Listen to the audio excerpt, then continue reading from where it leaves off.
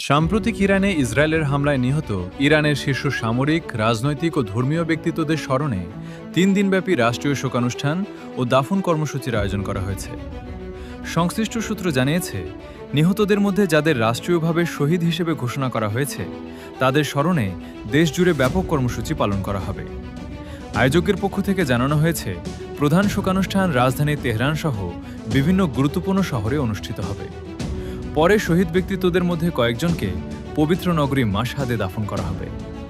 ইরানের বিভিন্ন প্রদেশ ছাড়াও প্রতিবেশী দেশ ইরাক, পাকিস্তান, আফগানিস্তান, ভারত ও বাংলাদেশ থেকে বিপুল সংখ্যক মানুষ শোকানুষ্ঠানে অংশগ্রহণের আগ্রহ প্রকাশ করেছে।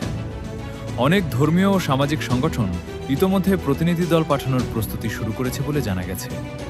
ইরানি গণমাধ্যমের খবরে বলা হয়েছে, এই কর্মসূচিকে কেন্দ্র করে নিরাপত্তা ব্যবস্থা জোরদার করা হয়েছে এবং লাখো মানুষের সমাগম হতে পারে বলে ধারণা করা হচ্ছে।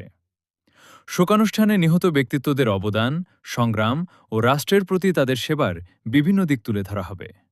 পর্যবেক্ষকদের মতে, এই আয়োজন শুধু দাফন বা শোক প্রকাশের মধ্যেই সীমাবদ্ধ থাকবে না, বরং এটি জাতীয় সংহতি, প্রতিরোধের বার্তা এবং নিহতদের প্রতি জনগণের শ্রদ্ধা নিবেদনের একটি গুরুত্বপূর্ণ উপলক্ষ হিসেবে বিবেচিত হচ্ছে।